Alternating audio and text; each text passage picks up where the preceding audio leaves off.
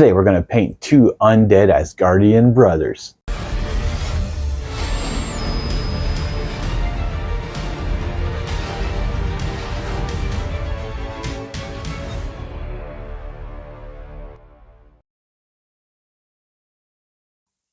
Hey folks, welcome back to the channel. Hope you're having a good day. I know I am, because you're watching my video instead of the millions of others out there.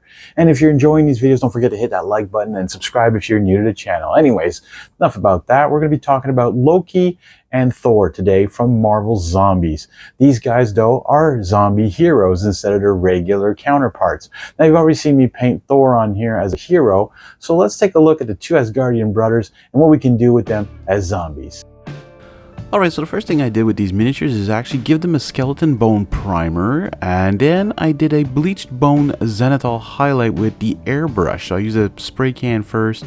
So skeleton bone is a little bit like got more of a darker brown to it, and then the bleached bone from above just gave it a nice little short highlight just to make it a little bit brighter for the speed paints.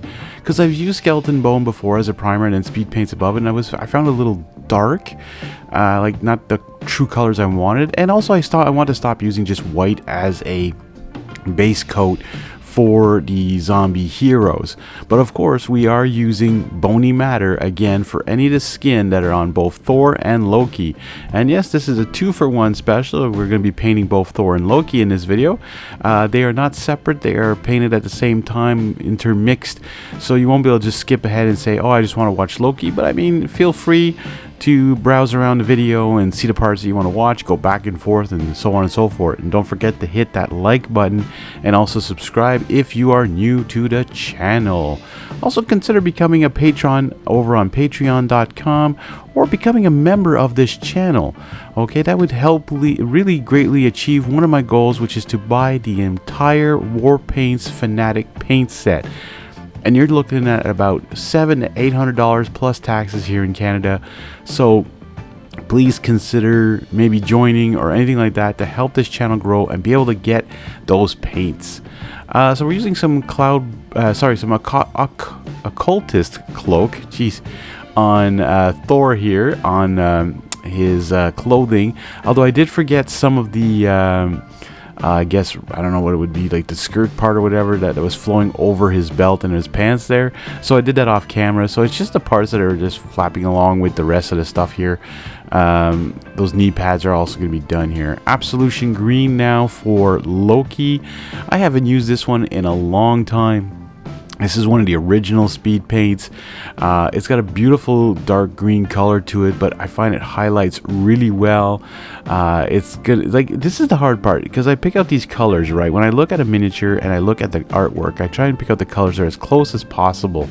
So whenever I'm going to do Loki as a regular hero, not zombified, I'm going to have to make sure I try not to take the same colors that I did for this one, because the point is to make the zombies look like zombies. Okay, yes, the Bony Matter pretty much does that trick, but, and of course they have, like, you know, pussy looking skin and skeletal features and stuff like that. So maybe if I use the exact same colors, it wouldn't show.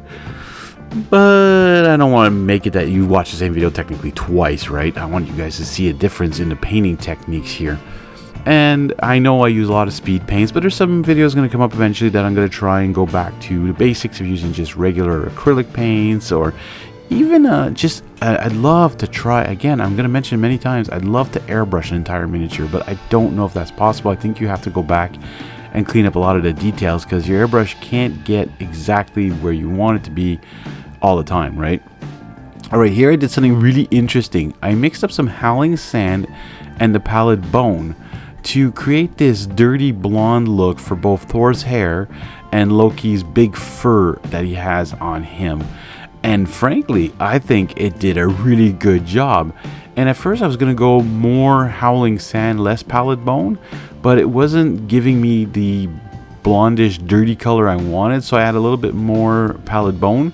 And I think, if I'm not mistaken, the mixture was 50-50, so it was both like 3 drops of each or 2 drops of each, and it gave me the paint color I wanted. Like, you can see there that it dried now on his hair, and I find it looks amazing. Like, the Howling Sand would have been way too beige color, I don't know. I don't even remember what I used on the original Thor. So if you go back and look at that video, let me know in the comments here what color I used for Thor's hair in the original zombie, or not the original hero painting of Thor. You can take a look at that. That is in the playlist that will show up at the end of this video.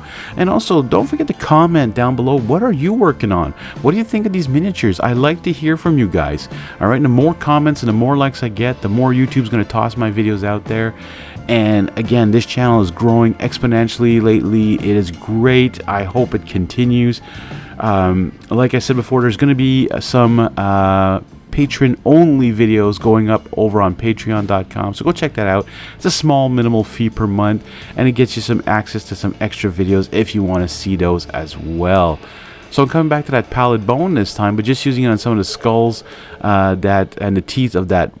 I think that's a frost giant's head from where he came from, Loki. I can't remember the name of it, but anyways, and I think that's what they're called, right? They're frost giants or whatever. Again, I forget a lot of these lore things and story things. So again, if you know what that is, go ahead, put it in the comments. I love reading that. I love seeing that there's people out there that really pay attention to a lot of the details and what I'm asking for in the videos, like what I'm saying in the videos. If you're paying attention, that's pretty awesome. Hardened leather now just for some belts, and of course Thor's hammer. I don't know if you guys noticed, but Thor, zombie version's having a little hard time picking up his own Mjolnir. I have a feeling that he's no longer worthy of that hammer as an undead zombie. So I think that's why his arm ripped off, which is hilarious to me. Details like this is where Simon has come such a long way with their miniatures, and I'm looking forward to seeing what they do in the future with their miniatures as well. I mean, I've seen the deceased miniatures on the Kickstarter, and they look amazing too. Unfortunately, I did not back that because, well, I just find it ridiculous to pay for something now and get it in 2 years. I'm starting to decide to not back as many things anymore because it's just not worth it. Unless it's a small game, anyways, I'm not going to get into that anymore. That's a video for another time, why I stopped backing Kickstarters. Anyways, and that might be only on Patreon. I don't know yet. Alright, some Ochre Clay now for Zombie Thor's boots here. Again, it's Ochre Clay. I love it. It's like another leathery color, I find. It makes it different than from Hardened Leather. Hardened Leather is like more bright, whereas this one's a little bit more dulled down a bit, a little bit quieter as a color. Using some glittering loot now on Loki here, or zombie Loki, of course, don't get it confused with regular Loki. And I was actually looking back at some of my older videos, and I never wrote like zombie Captain America when I did Captain America, so I have to be careful when I paint Captain America that title's not the same anymore. I'm gonna have to go back and edit my old videos, titles and stuff like that, just to make sure. Well, I mean, if they pop up painting Captain America for both versions, whatever, right? The person will get to watch whichever one they want. I'm also gonna link back and forth to videos of each one. So like here, I'm gonna put a bookmark or whatever to just show the original Thor that I painted. You saw what he looked like at the beginning of the video. He looks so much different compared to this one. To be honest, I like more this miniature than the actual hero Thor version. Putting on some polished silver now on Thor here on some of his armor platings. Again, I don't make the clothes look too zombie-ish, like making it darker, whatever, like, you know, with like some sort of wash on it. You can do that if you want. I would put like a light wash or something. You could go over all of it and just make it look more grimy and stuff. Now we're just going to be doing the base here with some Sand Golem. I like using Sand Golem for bases. I find it does a good job as dirt and stuff like that. Also, if you guys want to actually ask for certain miniatures from Marvel Zombies, go ahead and comment those down below. I've had one of my patrons request Mysterio and Venom as zombies, so I've actually painted those and got them going. And they'll be coming up soon, so if you want to request some actual videos, go ahead. So here we go. This is what they look like before we painted them, and this is what they look like now. It just makes a heck of a transformation when you see these miniatures painted. Anyways, I want to thank you guys for watching. I really hope you're enjoying my videos. Hit that like button and subscribe, hit that notification bell, and we'll see you all in the next one.